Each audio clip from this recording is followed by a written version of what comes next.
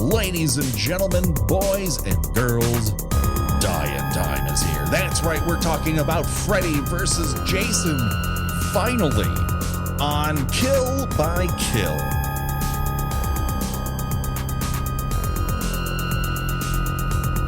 Well, greetings and salutations, Internet. It's your old pal, Patrick Hamilton, coming to you once again from both Camp Crystal Lake and 1428 Elm Street. This is the Kill by Kill podcast, where we are dedicated to celebrating the least discussed component of any horror film, the characters. We're going to unpack all the goriest of details of Freddy versus Jason in the hopes that an unfortunate camp counselor or sleepy teen's death is just the beginning of the jokes that we can make at their expense. And as always, there's only one person that I trust, that if I am ready to get my neck massaged, she'll provide the menthol cigarettes required to accomplish that task. The one, the only, Gina Radcliffe. How are you doing today, Gina? I was going to think up of some elaborate, you've got your chocolate in my peanut butter. I've got my peanut butter in your chocolate joke about two great tastes going great together. I don't know if I'm there yet with this. So. Oh, you mean you don't feel like these worlds just naturally go together like two California raisins that look weird next to one another? Because that's the way I feel about the current Jason and Freddy appearances here. Including Jason's brand new vagina nose, which was a real shock to my system personally. Yeah, and Freddy's got these Phantom of the Paradise jagged fangs now, and some Hot Topic Slipknot contacts in this opening scene. Yes, it's a look. There's a lot of looks happening here. Well, I don't want to alarm you, Gina, but we are not alone. That is right. We have special guests, plural. They are the host of the premier horror, one of the premier horror podcasts in the entire world, but especially of the Pittsburgh, PA area. They, of course, own a small part of my heart. They're two people I love dearly, and I especially love their show from Werewolf Ambulance. It's Alan and Katie. Welcome to Kill by Kill. Oh, thank you. Hi, thank you for having us. I'm so happy that you were here. You were introduced to me so very long ago when I put it out there that I might want to do a horror podcast and kind of in this way. And someone said, "Oh, that sounds like Werewolf Ambulance." And I got very frightened. And then I listened to you and I got very happy because I really enjoyed the show. But I also figured out we have different kinds of horror podcast shows and I could never replicate what you two have. But thank you so much for taking time out of your lives to do this goofy ass thing. Our pleasure. You're very welcome. Yeah, we're happy to be here. You just called it a goofy ass thing. Yeah. Oh, yeah, this is a very goofy ass thing. I think horror podcasts have to be. We do this in the weirdest possible way. You guys just watch a movie and you talk about it. And I think that's probably what normal people do. Whereas we break things down until they don't make sense anymore and somehow try to make sense out of them. So had you ever tried to make sense out of Freddy versus Jason before? This is my first time watching this masterpiece of American cinema. Katie, how about you? Yeah, me too. Oh, the bug had never struck before. You're like, oh, I got to find out what these two do when they get together. Yeah, this movie is like right in my horror movie wheelhouse of era that I feel like I should have seen it. But I unfortunately had never laid eyes on this work before. Our listeners have been building up the excitement about us covering this. Like we're doing a Francis Ford Coppola podcast and getting to The Godfather. They're like, people have been asked us about this since probably about 2 years ago. Are you going to do Freddy versus Jason? Eventually. So wait, you guys are finished up. You guys finished up Nightmare on Elm Street. So Freddy versus Jason next, right? Yeah, we're getting to it. It's on the list. And I mean, yes, it did take 4 years, and we really, honestly, Gina, we tried to avoid this for a long, long time. Yeah. But here we are. We're confronting this. Once we do this, the curse that was put on us by that witch in the forest is released. And we could do anything we want after this, Gina. We can start talking about 10 to midnight. That's right. We want to talk about naked serial killers who walk from the Arrow Theater in Santa Monica all the way to the East Side. That's a very local Los Angeles joke. So I have no idea what's going on. Nor should you. So let's get right into this, because I could tell people like the buildup that was Freddy versus Jason, from it being threatened in Jason Goes to Hell, or the 12 different scripts it took to actually find one that everyone agreed would become Freddy versus Jason. But that's all bullshit. Who cares? Let's just get right into this movie and start explaining characters everyone understands, just like the movie does. God, I ranted about this so many times. I hate the reestablishing of already well-known characters. It's such filler, and it just makes me so angry. Yeah, I feel like if you're walking into a Freddy versus Jason movie and you don't know where they came from, like maybe just turn around and walk back out. Exactly. Exactly. What kind of who is going to see Freddy versus Jason that is blissfully unaware who these characters are? Yeah. I'm like, who's gonna look at that poster and go, well, I don't know who those cut-ups are, but I want to see what these two do together. Like, all of a sudden you're putting Joe Piscopo with somebody and like, well, I like one of them, so this has got to be great. But I feel like this establishes that Freddy has really adhesive saliva. And I don't know if we've gotten to that before in the story of Freddy. No, I wasn't aware. No, we have built up what Freddy can do with his tongue way too much. Okay, that's true. That's true. I mean, the tongue flicking and it coming out of the phone and I'm your boyfriend now, like we have to collectively as a society get over it eventually. Like, it was fine, but he can't magically stick pictures to what looks like construction paper. Like, he has bound his own evidence vault. That is super fucking weird. Which is yet again a new twist. That is not something that he was shown to do before. Yeah. He's what do they call it when someone has a hobby of putting things together in a book? A scrapbooker. Scrapbooker. He's a scrapbooker on top of child murderer, which is an upgrade from the remake, which we just covered, which it was revealed that he was a child molester. And that took all the fun, in dick finger quotes, out of Nightmare on Elm Street into this, where we, once again, the filmmakers believe if you see him killing children, then that's going to be scary. And it turns out it's just gross. It's just, you're adding gross to this. Yeah, I don't need to see him kill children to believe that he's a child killer. It's right, it's implied. Yeah, it's like the witch in Gretel and Hansel or something like that. Like, you don't have to see her eating a long series of children. I get it. She's a child eater. Like, that's fine. I don't need to see her menu or how often she does it, or 5-minute craft videos where she's telling you how to make cookies out of child flesh. It's fine. Or like holding a cookbook that says the art of cooking Millhouse. Or her foodie Instagram that's just pictures of children. No. Like, she has an extensive Pinterest of just, child dishes. We get it. You can just tell me that and be fine. I don't need to see Freddy hanging out in what looks like his divorced dad look, sharpening a knife. What is he, a hipster? What is he? Why does he have a red leather coat? Like, is he going to Eddie Murphy's Raw later on that night and he just wants to theme out? He looked to me like an off-duty trucker. Yeah, he did. And again, this is all known. This has all been established at least 3 times in past movies. He was a child killer. The parents set fire to him. He came back. He killed a bunch of people. And then, implausibly, he was forgotten. We forgot about this supernatural being that killed 90 people or so. in the certainly same feels like 90s. in the same little small town.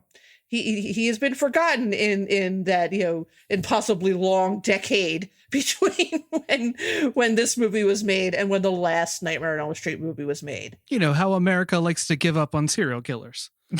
We just walk away That's from right. them. Yeah, we just forget. We didn't have the internet in 2003. Yeah, we didn't have social media in 2003 where people could talk about this kind of thing, like message boards dedicated entirely to true crime. Nope, none of that. Collectively forgotten. I'm sure no one would have written a quick paperback knockoff of his exploits or anything. Never showed up on Dateline NBC or anything like that. Nope, forgotten. Was the previous Nightmare on Elm Street movie to this one? It didn't in any way describe him going away for a long time or something like that. There's no. Why is he forgotten? Well, I mean, Freddy's Dead has the entire the town's run out of children. And so collectively... What? No, that's not real.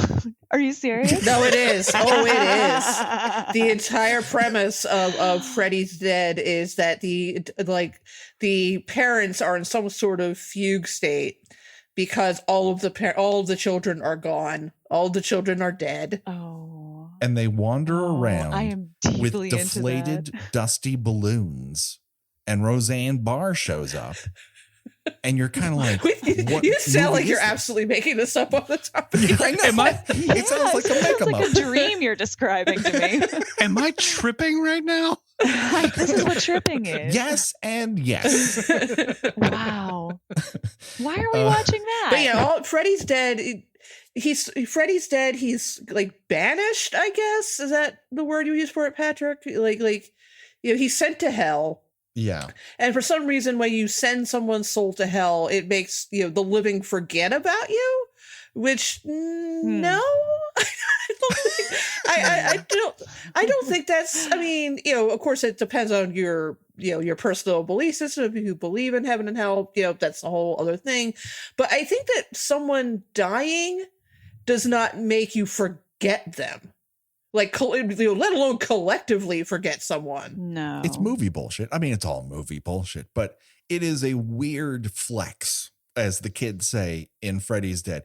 And here they do a complete reversal of that idea. And I guess you would have to smash all these stupid things together. I just don't remember all this shoe leather being dedicated to putting Frankenstein and Dracula in the same place. We were like, hey, we gotta make sure they're right next to one another. It's like, yeah, we defrosted Frankenstein. Let's put a werewolf brain in him. And they do. Yeah, I would have. It would have made about as much sense and been less stupid if one of them had just been brought back by someone fucking around with a Ouija board or something, and then the other one hitched a ride back into the earthly realm. I don't want to say it would have made more sense. It still would have been dumb as hell, but you wouldn't have had to have this absolutely absurd notion that no one, once again, the young people of Elm Street don't know about this child killer that was in their town a decade ago. I think the greatest tragedy of Springwood that they don't really bring up in the movies is that their water has a very high lead content, and the children never learn about town history in any way, shape, or form. And so they have very short-term memory problems. To be fair, it's still not as dumb and insulting to the audience as the remake of Nightmare on Elm Street that suggests that it was the parents that gaslit their children into forgetting that Freddy Krueger molested them. Wow. Who also raked at them with Wolverine claws. Good Yeah. Lord. Yeah. Have you guys seen the remake of Nightmare? No, I'm good. What are you? I'm all right. Thank you. Good Lord, no. Don't. I disrecommend it. Holy shit. I mean, if you disliked how Dream Child went down, imagine that on a scale of 10. Whereas Dream Child tries to make this rando, where it thinks it's making this sort of pro-choice movie, but secretly is making a very pro-life movie. In the remake, they're like, hey, you know what's great when you're abused by somebody and then it works. And then they keep doubling down on terrible ideas and terrible ideas and terrible ideas, and it's very brown. On top of it, it's very brown. It's very brown.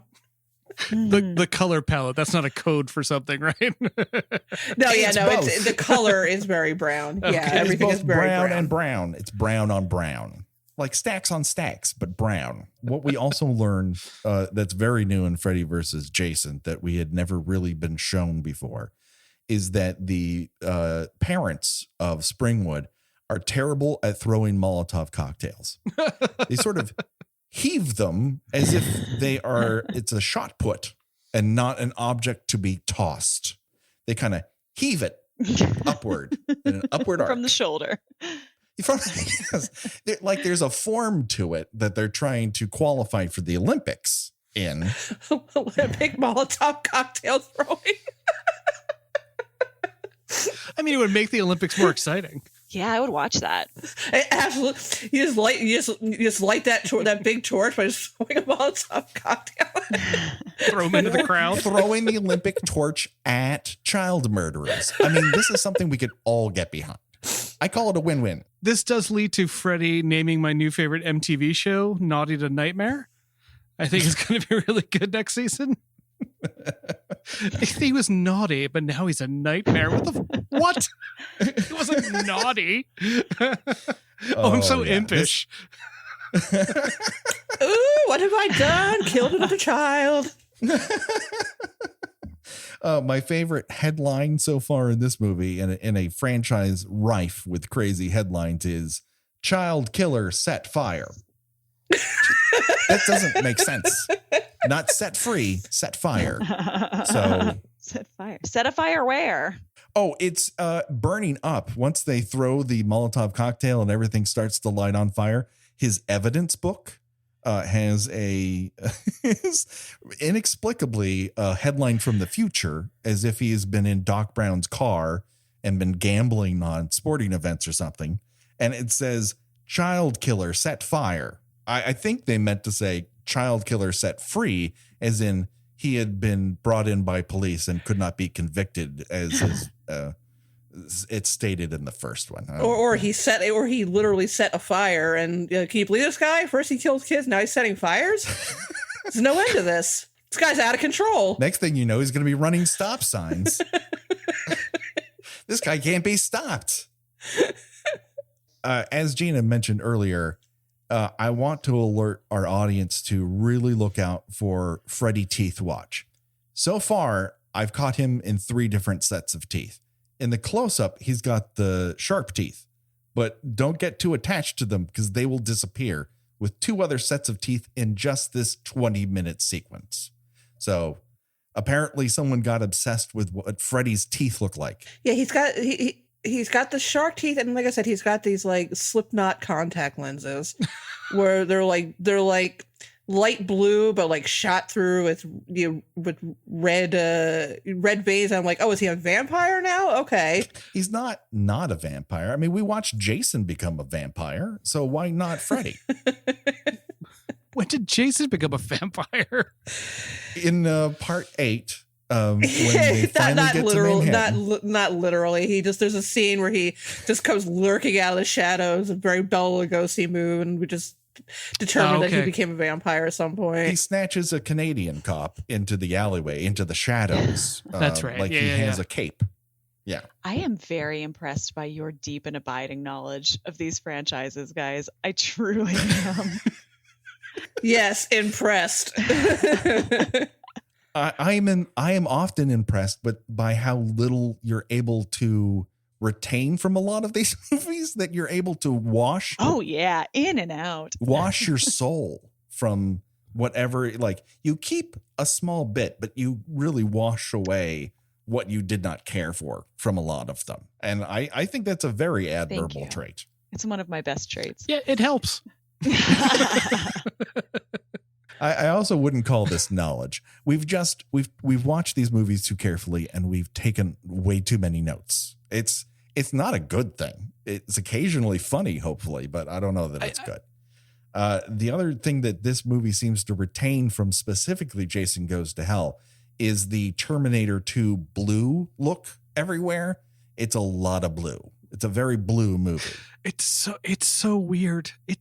He was melted down in part 8. Are we just ignoring the melting portion of his lifespan? Quotes? I guess so. I mean, like the knowledge that we learned that Manhattan is awash in nuclear waste, toxic waste every night at midnight, according to the guy who works there. I mean, Gina lives in New York. She lives with this phenomenon constantly. Gina, how has being awashed in toxic waste nightly at midnight? Well, the third arm makes things really handy when I'm grocery shopping. I have that extra hand to carry the bags. Sometimes it's it gets in the way of things, but it's more of a convenience and a hindrance. There you go. See, you're looking on the positive side of life, G. That's and it helps to fight off the chud too. Exactly. And the wolfen, when the wolfen come, you gotta throw out that big old vat of toxic waste that holds them at bay. Yeah. Oh, wolfen vision. Hell yeah. Hell yeah. Amen. So we're introduced to a character not by name, but I learned her name here as we transition from Nightmare on Elm Street to Crystal Lake. Her name is Heather. So the first person Jason quote unquote kills here is Heather. Is this supposed to be like a wink? Her name's Heather, because her name is never mentioned. It is supposed to be a wink, but literally not you closing your eyelid, but someone going wink, and it coming across the screen. Can I say something potentially not kind about this actress? I know we try not to do this, but I sort of feel the same way, but it probably sounds better coming out of your mouth. She has got the worst boob job I've ever seen in any of these movies. Thank you for not making me be the one to say it. I have on my nose boob job, and yeah, they don't move. It is fascinating. She paid somebody to do that to her. I just feel bad for her because it looks uncomfortable, and I just don't think anyone should have to feel that uncomfortable about their body. It's terrible. It's just such a shame. I'm sure she's a nice person. I don't know what Dr. Nick Riviera did that work on her, but I hope he got his license taken away from him at some point. The look of the women in this film has three things that I'm very glad are not really a thing anymore, which is big fake boobs, very thin eyebrows, and very low-rise jeans. And it was just nice to look back on those things and say, like, not anymore. This is very 2003. Like the whole look is very 2003. Yeah, her eyebrows look like they were drawn on by Peanuts creator Charles Schultz. Yeah. It was a rough era for the brow. It really was. They took tweezing to a new level. And it just everything about the outfit, and I guess it's a throwback to like what people like from part 2 or whatnot. But every time we get one of these skinny dipping scenes, it never really comports with reality. The point of skinny dipping is to make people embarrassed about their bodies and jump into cold water. That's it. There's no other benefits to it. I feel like that, particularly the way this scene is shot, it's a little bit of having its cake and eating it too, in which it's oh, look, we're parodying scenes in these movies where the woman always gets naked and skinny dips. This is so stupid, right? But you know what? She's still naked, so you're watching. So in defense of the auteurs behind this film, isn't this Jason's nightmare? So this is like what Freddy thinks skinny dipping would look like? Or did I read this scene incorrectly? That's true. No, I think you are right. This is Jason's sleeping dream because his brain never truly dies. Oh, so he's just reliving his greatest hits or something. You said hits? Not intentionally, but it works. I'm extremely into the idea that Freddy's like, what would it look like if a woman was naked? It's this. Okay, wait, it's this. She's gonna jump in the water. You ready? Okay, here she goes. She looks like she'd date a Mike. Like, this is what he thinks sexy is. Like, I'm gonna take part of my shirt and rub it on my back. You like that? It's so like weird. Gums? Yeah, it's all super. Yeah, weird. that's true. That's true. That you're right that none of this is actually happening. This person is not real, and neither are her fake or incredibly bad fake boobs. Yeah, They're just special effects. Practical effects. yeah, they're his mind special effects. The forests of Crystal Lake have morphed so many times over the years. I think this is the first time we get a real honest to goodness Vancouver CW DCEU extended universe looking forest. I mean, it almost looks like ET is going to wander out at some point. It doesn't look like New Jersey. Let's put it out there. No. Oh, yeah, she's does like nailed not. to a redwood. Like, it's like no joke. Like that tree is 30 feet in circumference. We've seen Jason evolve over the years into different itinerations. Obviously, every makeup artist is going to try to do their version of it. This version of Jason is very purple, which is an odd flex. And also, New Line seems to be very in love with the idea that Jason only grows hair out of the back left side of his skull. Jason's hair. Oh, the side Oh. skullet. Yeah, the side skull.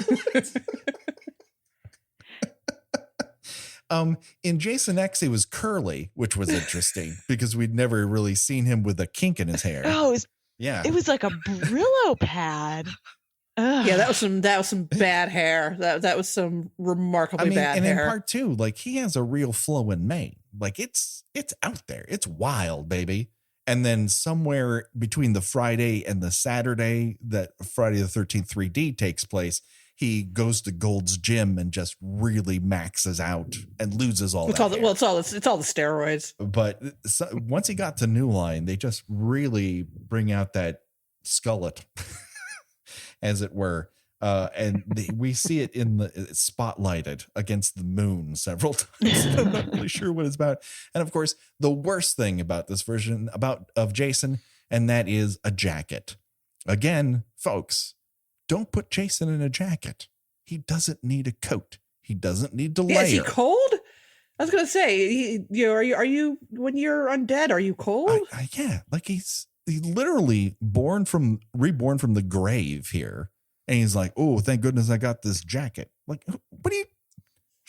He doesn't need to layer, everyone. He's undead. Just don't put him in a jacket. I like to see him in a sweater. He'd look pretty all right. Like that one his mom used to wear. Man, Mom had a killer Yeah. sweater. Mom had a great. Pam had a what a family friend of ours called a rich boy sweater when we put one on our baby boy once upon a time. That sort of very Irish spring looking knit, that Irish knit that fishermen wear. Sure. Yeah. Here, Rich boy sweater. here Pamela is reborn in a red sweater, which I know they're trying to allude to the fact that it's really Freddy or whatnot. Who cares? But it's not the same. I want she's not Pam 2.0 is not quite the same. She's not giving off whatever. loving mother vibes. I was just saying that her vibe is more like, Jason, the calls aren't coming anymore. We need you to take this job. We need the money. We're getting the old band back together. And she pulls some horse shit. Turns out you can never die. It's like, what? Yeah. Did he know that before this? I guess. I mean, he never really has died. I mean, they stabbed him with that big penis knife and Jason goes to hell and Tinkerbells flew out of his chest. But then he was right back for Jason X, which led to nowhere. Talk about a movie that ends with someone turning into goop. They launched him onto another planet. It didn't seem to matter here. So I guess we consider Jason X an Elseworlds style tale. Or it hasn't come true yet. Sure, it's in the future, right? Oh, yeah, it's very in the future for sure. Everyone's wearing multiple knits.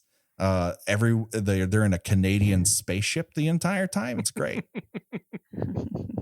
Because nobody ever thought to just cremate his corpse, which would seem to be the most logical step to take with a serial killer that cannot be killed through normal means. I mean, we never see any authorities from Crystal Lake involved in here. All the authorities seem to be Springwood based, so they're really out of their element. And spoiler alert, a little bit later, Monica Keena, in a scene that we are not covering here, says, Jason was killed by water, Freddy by fire. How can we use that? As like regular dialogue. Just says it out loud. She actually says it with her mouth. Those words beam out of her face hole, just right onto the screen. Heather dies by reverse get bunked. A get bunked is when you die through something else. Here, she dies from a machete, but the machete continues on through the tree. So it's kind of a get bunked, but in reverse. Mm-hmm, mm-hmm. So I'm keeping my fingers crossed for more get bunks as we go along. Friday the 13th tradition that I would love to continue. The CGI blood in this scene is the worst. Oh yeah, it's atrocious. And then there's a real curveball when we finally get to that font, which is very formal. Jeez. We get a new metal burst, and because 2003. You guys were involved in music at this point, right? Why is this happening to my ears here? Oh, I don't know. Don't blame me for new metal. Yeah, this has nothing to do with us. I'm just saying you're closer to the music world than I am. I can explain saga cells and why they needed to reinforce their dumb mythologies here. But that music is atrocious. And they felt this is what the people want when they see the words Freddy versus Jason come across the screen. It's intense. I just felt bad for the band that got like the last 4 seconds of a song on the soundtrack. It's just like some guy going, yeah, all right, we're done. Bye. And that's the end of the song. Okay. Next Tuesday. Great. Thanks, Freddy. Thank you, Freddy. Good night. Welcome to Elm Street, Springwood, Canada, which is a great replacement for the usual locations that we see in Hollywood. This 1428 Elm Street has a yellow door. We've seen blue and we've seen red. Yellow's brand new, and I assume it's intentional, but I can't imagine what that intention is. Because it's not like a combination of. It's not a purple door. It's not a combination of blue and red. It's just like, no, we're going to go with a completely different color that none of them own. It's yellow. Maybe that's part of the whole, collective making Elm Street forget about Freddy Krueger is we'll do a minor change to the house. We meet our sort of a trio of protagonists here. First up is Gib. The only character that I actually care about because she's played by Connexploitation legend Catherine Isabel. Then we find out that she is drilling 2 of her friends and they are inexplicably friends, at least for this movie. The first is Monica Keener, who's playing Lori, who's dressed in what appears to be Drew Barrymore drag.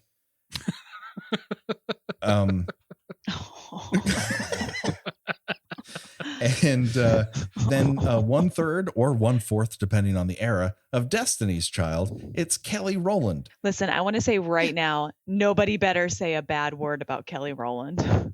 I do want to point out that like with a lot of these movies, my first question is, as always, how old are these people supposed to be? 37. Well, because they keep being referred to often as kids.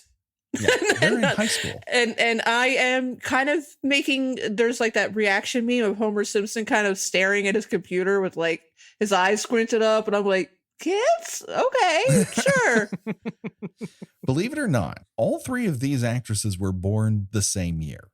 So they're not different ages. They're all the same age. They're just all too old to be in high school. And I will not say a bad thing about Kelly Rowland. Thank you. She's an angel. But as far as acting is concerned, she is one hell of a singer.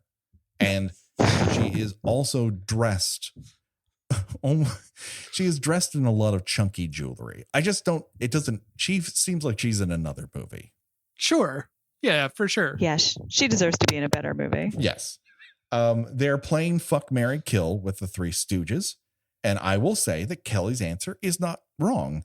Curly would make for a great lover. And I think that Larry is more emotionally available for a long-term commitment. Most too punchy.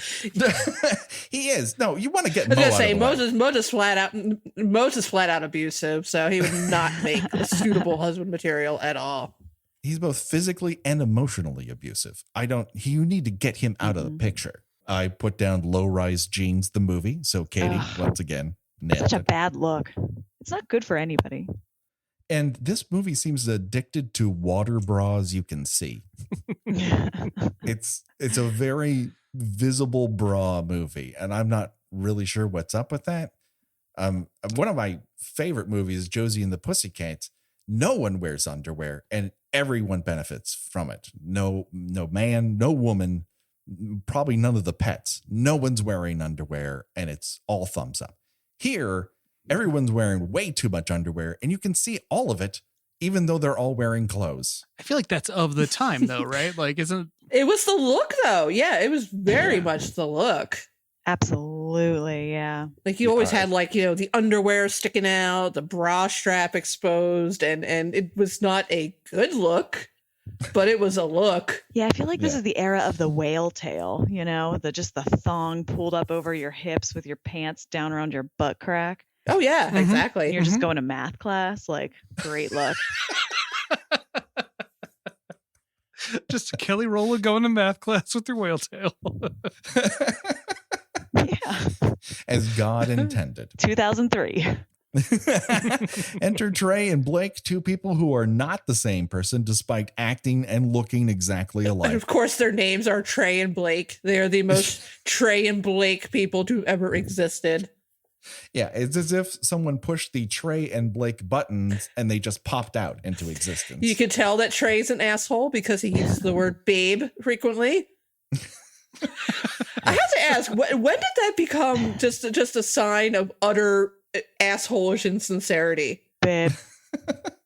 I don't know, but boy, the film language, you just pick it up instantly. I don't know, but I've definitely experienced it. Yeah, it's just like, when you see people posting online that they love their babe, you're like, oh God, it just sounds so gross and insincere. And I don't know why. It's a perfectly innocuous word, but somehow it got corrupted into just a sign of smarmy insincerity. It was probably after Pig in the City. Aww. That lovable little talking pig.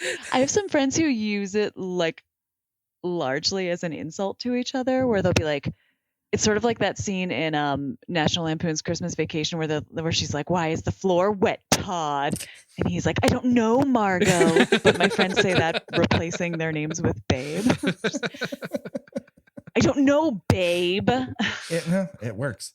Laurie's house has all the personal touches of a Homewood Suites by Hilton. We get to see two sunset photos over the couch, which is a dazzling set design on display in this movie. And then Laurie's backstory feels like a nod to Freddy's Revenge in that, like that movie where the entire school was invested in getting Meryl laid. Now it feels like everyone is going to earn college credit if Laurie gets bored. Oh, it's so weird. It's so weird to see, young, teenage women just pushing their, hey, look, this guy walked through the door of your house. Why don't you sleep with him?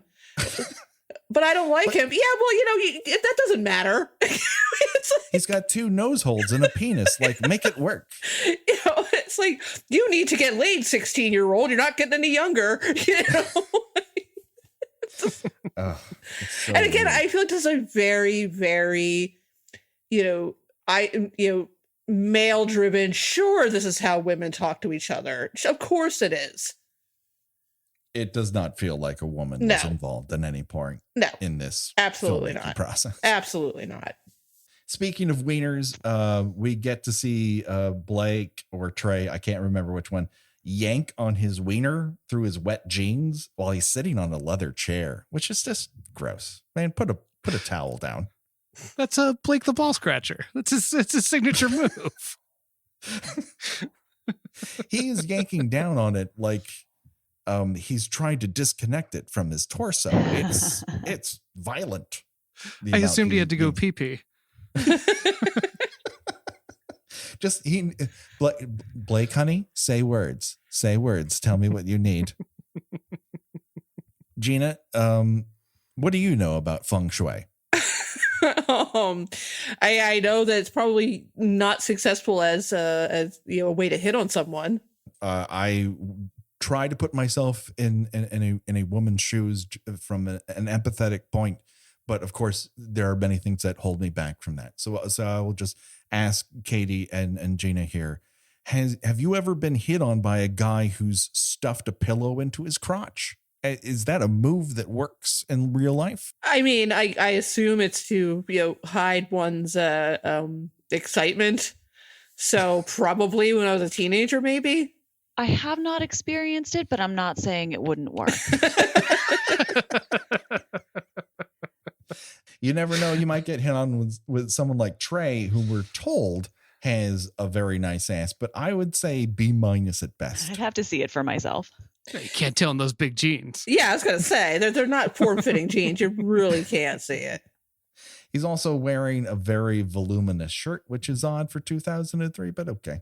Every conversation with Lori seems to evoke some part of her backstory. So when Kelly Rowland's talking to her at first, like, hey, you need to get laid. And she's like, but I had a boyfriend when I was 14 and then he disappeared.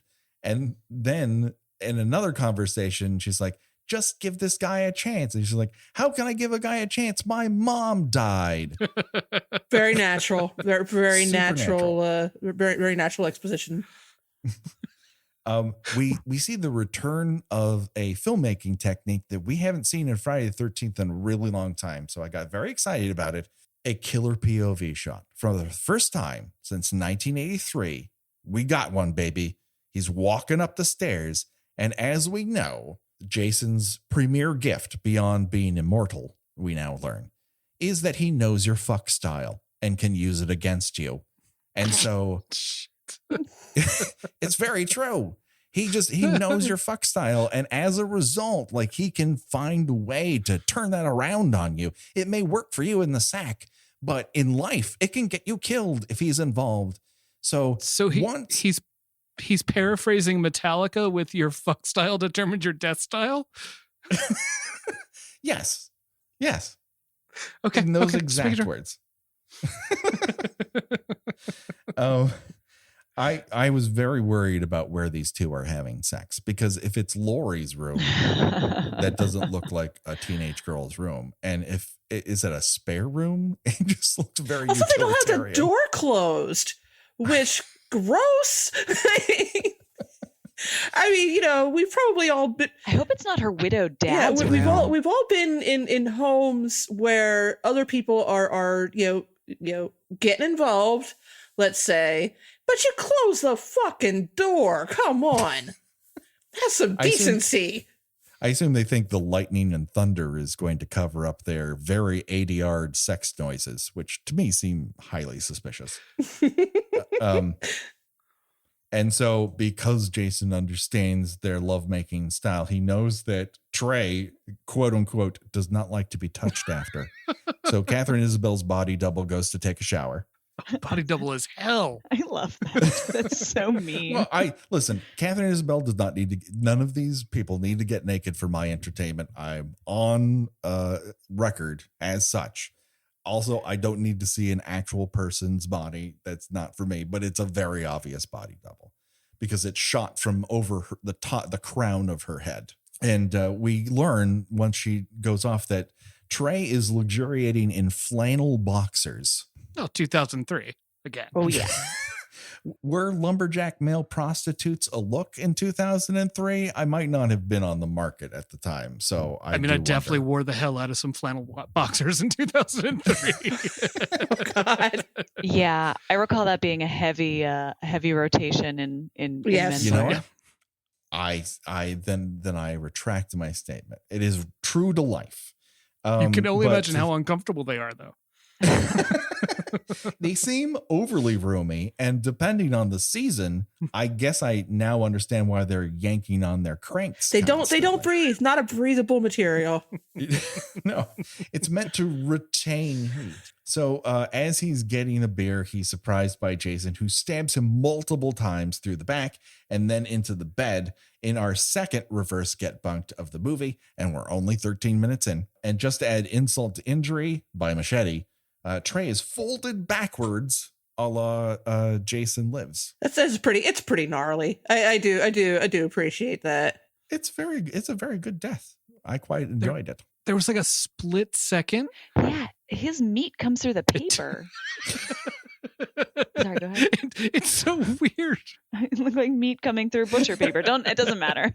But there's that split second right before Jason stabs him that he's like making eye contact and then looks down and like, did you just check this guy out before you murdered him? You're like, all right, that's what's up. All right, flannel boxers. That's what's happening now. Okay, listen, I'm a child of the 80s. Anyways, stab. Meat through the paper. And so, Trey also squeezes all the beer out of his can, which I know what they're going for, and it's gross, and they should stop. Catherine Isabel steps in some blood as a callback. Everything in this movie is a callback. Steps in some blood, which is a callback to Friday 8 yet again. And screams. She's got a fantastic scream. Everyone runs out the door into this torrent of rain. And that is where we enter Lachlan Monroe, a character actor who has been on all sorts of things, probably because he's Canadian. He was last seen by me in Space Buddies, a movie I had to watch almost every day when my child was 3 years old. I was going to say, you mentioned Lachlan Monroe, and I was like, because 2003. You look at his IMDb, and the man did not have a spare weekend up until 2010. And then things tend to free up for him. You guys are talking about Stubbs? Officer Stubbs? Officer, not David Arquette in Scream. They wouldn't have minded if you thought it was. Yeah, there's a lot of frosted tips for a small town sheriff. There really are. That is a very distinct look. And, Ryan Seacrest, very professional guy. If you're writing lines for him, he will nail it. He will also remember your name, no matter how long it's been between shoots. But that look only looks good on him. And that one kid from NSYNC. And everyone else, it kind of looks stupid. And yeah, so many people did it. We then we cut to all the sheriffs arriving, and we notice that the Springwood police have gone from denying everything about Freddy Krueger to sort of trying to keep it undercover. And one of the deputies says, "Killed in bed? It's even the same damn house." Who was killed in bed at 1428 Elm Street? Someone please remind me who this person was. Is it? Are they talking about Joyce? I guess The they person are. who Yeah. descended into a phantasm pit? But yeah, was like her body ever found? I mean, it rises back up very burned because a flaming Freddy was on top of her, giving her the throttle business. But yeah, I mean, and then people just walk out of the room like, all right, we've seen that. Let's just walk away from this. But these are two different murder scenes between phantasm pit burns and stabbed and folded in half backwards. That's... I guess I thought they were alluding to Johnny Depp's death, but that would have been in a different house, wouldn't it? He's across the street. Yeah, across the street. Yeah. She can see it from her from 1428. So yeah, That crop top jersey. I don't think these cops are great. Just in terms of our Crystal Lake CSI, they were terrible. They picked up an axe with their bare hands and then put it in plastic. They're not great cops. Springwood, very corrupt. So I think we're getting a combination of incompetence and incredible stupidity.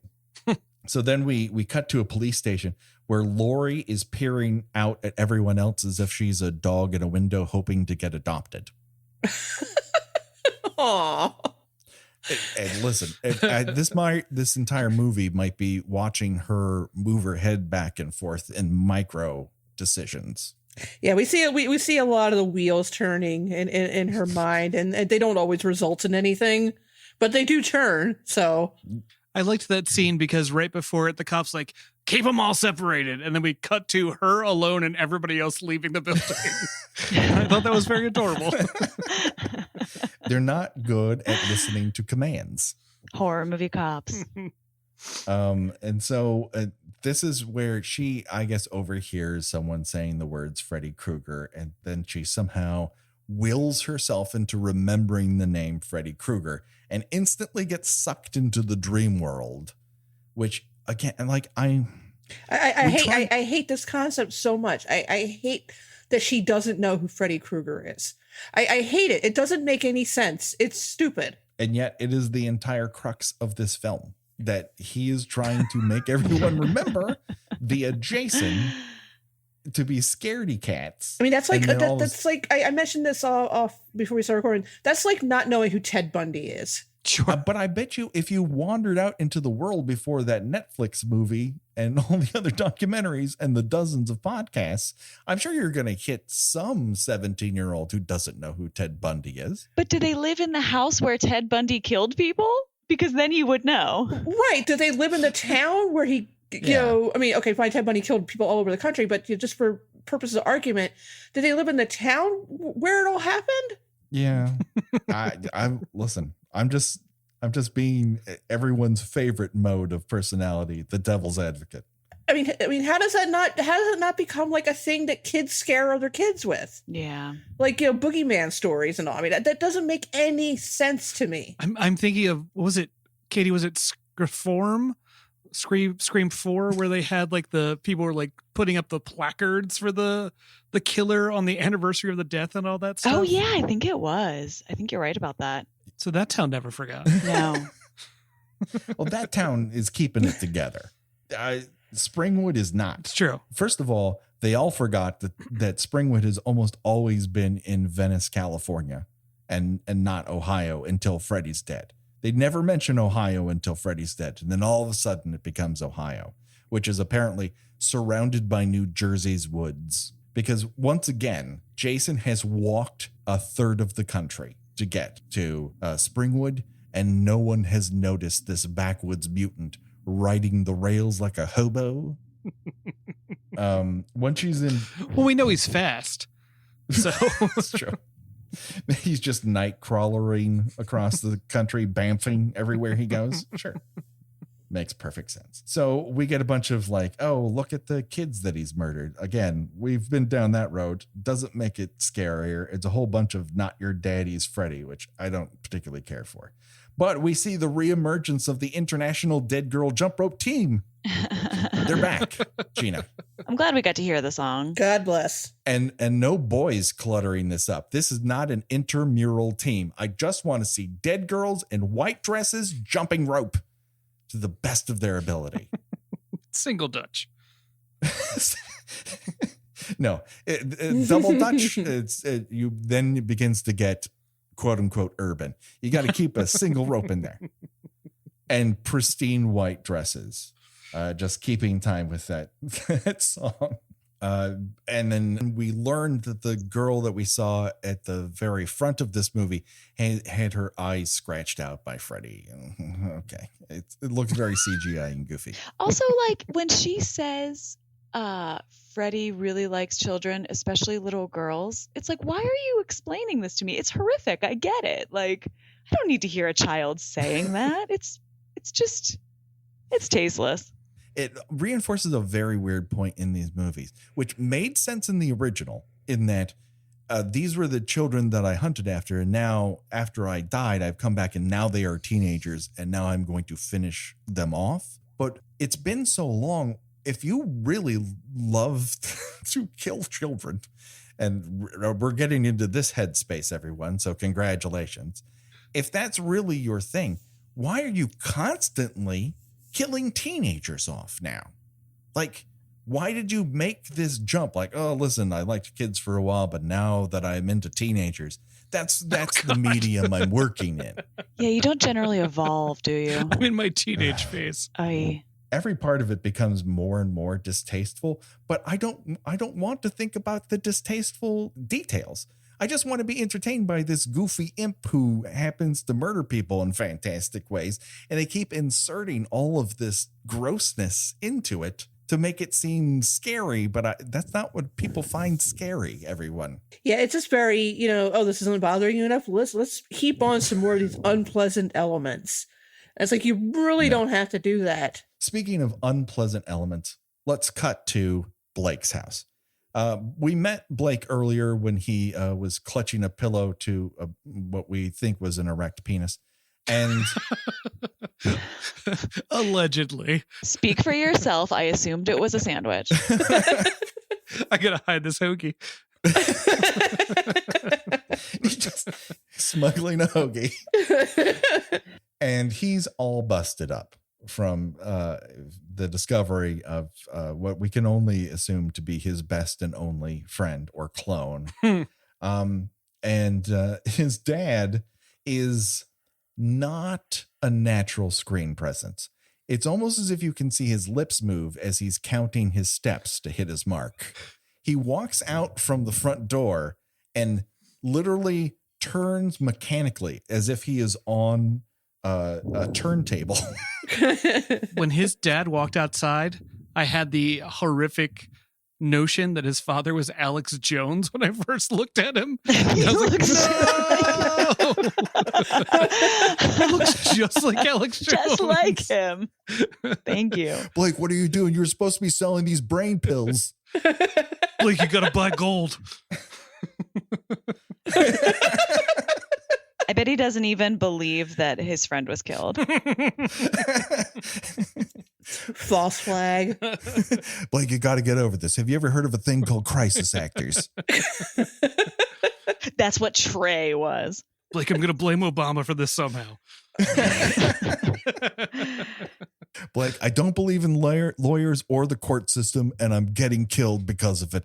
But anyways, we are informed of some very unfortunate information about Blake from his dad. And that is, he was supposed to be watching his younger sister when he decided to go out and get his beak wet or transport his hoagie across town in his pants, whatever his intentions were. I mean, that makes it even worse. It's like, there's a guy out there killing people, and also you left your sister here alone, which is like, all right, I hated him already. We don't need to overdo it, everyone. She's probably better off. Which is interesting because he also has this dad who's being mean to him, like in a way that's supposed to make him seem sympathetic, I think, even though his dad looks like Alex Jones and not like a stereotypical mean movie dad. Yeah. I think we're supposed to be like, oh, his dad doesn't understand him, but also like he apparently left a child home alone. So what am I supposed to think of Blake? Ultimately, it doesn't really matter, does it? But my best friend just died, Dad. And the dad's like, you better watch that attitude, boy, and walks away. That's the thing you definitely say to your child. Who says that? After their best friend has been horrifically murdered. You better watch that attitude, boy. Yeah, stop mourning the death of your friend and walking back into the house. This is a great family dynamic. But of course, Elm Street is full of terrible parents. We've literally never met a good parent at Elm Street. Whoa. John Saxon? John Saxon is handsome. Okay-ish. He also, as soon as he sees his wife die in a phantasm pit, instantly starts drinking himself to death and calling his and abandoning his child and basically saying, it's okay, honey. It's okay, honey. So like he comes around at the end, but I mean, we like him because he's John Saxon, not because that character is awesome. It's true. Yeah. This movie needs some John fucking Saxon. I'll tell you that right now. Mm-hmm. But I guess Blake falls asleep because he's drinking too much. I don't know. No one ever seems to fall asleep. They just have waking dreams here, but whatever. So he wanders out into the middle of the street and then he sees a goat.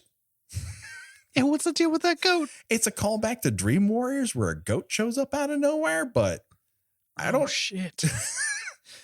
It's just like, what do we need here? What do we need here? A goat? Perfect. But it doesn't mean anything. You just like see a goat. And then I've never been a fan of Freddy looking straight down the pipe of a camera lens like Ferris Bueller, but we get a lot of it here. Sure. Yeah, there's a lot of addressing the camera. It's like he's Deadpool. It's very weird that he's just looking straight into you and going, well, this is what I'm going to do next. Like, just go to Chicago and have a nice time with your girlfriend and your depressed best friend. I don't need this commentary. Now, I'm no tree surgeon, but if you decapitate somebody and just plunk their head back on the stump of their neck, that doesn't stop the bleeding, right? Yeah, there should at least be like a line like going around their neck. I mean, I don't care how exquisitely sharp your machete is. There's still going to be a line going around that where your head is separated from your body. Yeah, because he kind of Blake jostles his dad, who's like staring off into space, like he just got an email that he's run out of brain pills and money. I just picture like Jason like carefully, slowly putting the head back on the body and like doing that kind of hand thing. Okay, stay, and like he's like he's just backing away from it, like afraid that if he like moves too fast, like the head's gonna fall off and roll away.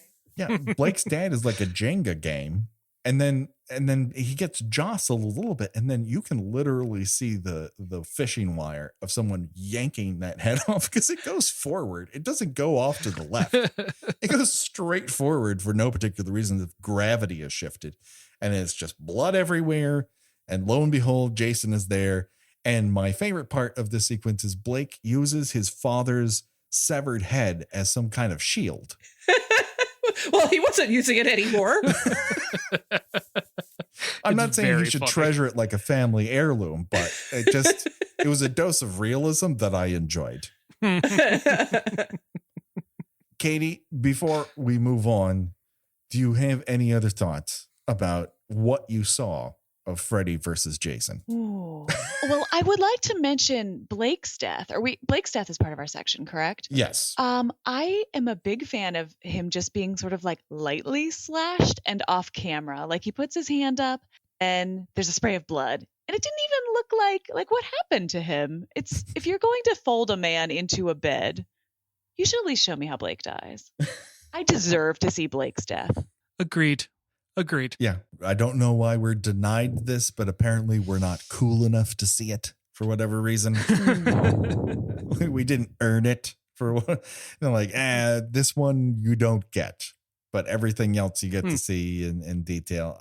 I don't particularly understand it. Alan, any final thoughts on this section of Freddy versus Jason? I'm real happy I didn't have to watch the rest of the movie. Oh, yeah. I mean, I felt like I wasn't doing my homework. I could lie to you and say it gets better, but I don't think that's true. It's also not the worst. Like, we're coming right off of that Nightmare remake.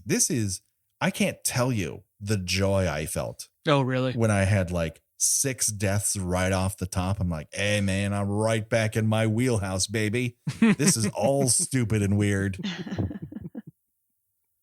Yeah, it's something.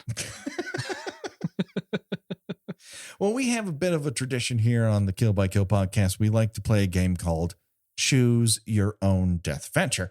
That is where we decide of the deaths portrayed in this section of the movie. If you were forced to die that way, which one would you choose and why? Up for bid this time, we have eyes gouged out in a murder basement, a reverse get bunked through the tree versus via machete.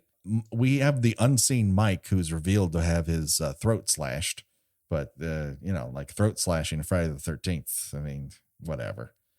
We also have that reversal get bunked through a mattress and the back breaking on top of it. Then we have the decapitation and reinsertion of head. And finally, random machete attack that we don't see on screen. Katie, as our one of our guests, I choose you to go first. Okay. First, this is going to require me making a bit of a confession, which is that it did not occur to me that Blake's father's head had been removed and then placed back on his shoulders. I thought that it was some sort of weird dream thing and it would be explained later, and that Blake was somehow able to shake his head off. I think because of the lack of line or any like sense that his head had been decapitated. So I'm going to go with Alex Jones having your son shake your head off. Is that okay? No, this is your death. You played by the rules, and I think you're doing just fine. Thank you. So, Alan, what say you? I'm also going to step outside of the box a little bit on this one. I'm going to pick the slow death of Stubbs's career as his superior keeps insulting him every time he does something. Great job out there. Just stay out of the way, buddy. All right. Thanks a lot. So that's the death that I'm going to take. Just any sense of self-esteem he may have had. But I got these tips. I had them done in New York City before I moved here. All the ladies like it. Oh boy. All right, Gina. People are already breaking rules. What say you? You know, I'm a fan of the element of surprise, so I'm going to go with my head getting cut off and very carefully placed back on my body. I would normally go that way. Gina, you're like me. I enjoy the deaths where I would not feel anything. And I like that Blake's dad gets the dignity of having his head put back on top of it. Like it's one of those toys where you stuff a small ball into a creature's mouth and you squeeze it and it pops out. But I think I'm going to go with Blake's machete attack. First of all, it's not on screen. I think it's very fast, but I'm hoping that using Blake's dad's head to deflect the machete, that, maybe I don't sustain as much damage. That's my deep and abiding hope. That head is my savior in this situation against Jason Voorhees. Okay. I like it. Now, would you want to use Blake's dad's head, or would it have to be your own dad's head? I would like to use Alex Jones's decapitated head. There we go. There we go. All right. That's what's up. And if someone can make that happen, I'm not wishing it. I'm saying this is a very fictional universe. So if Alex Jones happened to be decapitated, I would use that head. But his head would have to be decapitated first. That's really not on me. What a shame if that were to happen. I would watch that movie. I would definitely watch that movie, Katie. You're right. And then we'd do an episode about it. We would. Movie. I'd see a TikTok about it. So before we go, of course, Katie and Alan, I've talked a lot about your podcast, but do you want to fill in any of our listeners who might not know about it? What they can expect when they, when they tune in to Werewolf Ambulance. Oh, geez. Katie, you want to take this? I knew you were going to say that. You're more eloquent than I am. Oh, boy. No pressure. I think what you can expect here from Werewolf Ambulance is probably a lot stupider commentary than this, but more dick jokes. So it's, a little bit of this, a little less of that. More references to 90s R&B. Oh, yeah, and a lot of 90s R&B. Thank you so much for having us. This was such a delight. I cannot thank you enough. It was a genuine pleasure to have. Literally, as I told Alan, and I don't know that it got to you, Katie, but this is a dream come true. Oh, I good. love and adore your show, and it is one of my favorite parts of Monday. It makes Monday livable. So thank you for doing it, and thank you for continuing it. Gina, where can people find you on these here internets? I am a writer at The Spool. Actually, when the minute I finish recording this podcast, I have to run off and watch the penultimate episode of The Outsider so that I can do a recap for it, which means I will probably be up until 1 a.m. But that's fine. Everything's good. That's fine. Thank you, HBO, for not sending screeners for the remaining season. But yeah, that is the spool.net. I also have my own website at ginaradcliffe.com, and I am on Twitter under Porcelain72. Do it today, people. Check it out. We're on the social medias. We're on Twitter, on Facebook, on Instagram. You know what we do. Give us a rate and review us on iTunes. It's how more people hear about us. You know, this the standard spiel that everyone hears at the end of a podcast. But don't go away. Don't go away mad.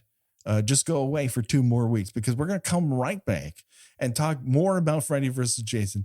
We're really taking this apart. We're only going to move 20 minutes ahead. Oh my God. What is wrong with you? Patrick, can I point out we have a new Patreon? Oh yes, please tell us all about it. We have one new patron, I guess a singular patron as patron. It's Maggie Kitterman. So thank you, Maggie. If you would like to, if anybody else listening would like to be a patron of our podcast, just patreon.com/killbykill. We are looking to, as we go further into the year, to change up some of our rewards. So keep an eye out for that. And then we should be doing our drawing for our winner of this month's You Pick the Movie. That'll probably happen the next week or so. So yeah, patreon.com/killbykill. And that just about does it for all of us. So for myself, for Gina, for Alan, for Katie, for Freddy, for Versus, and for Jason. Bye-bye, everybody. Bye. Bye. Bye.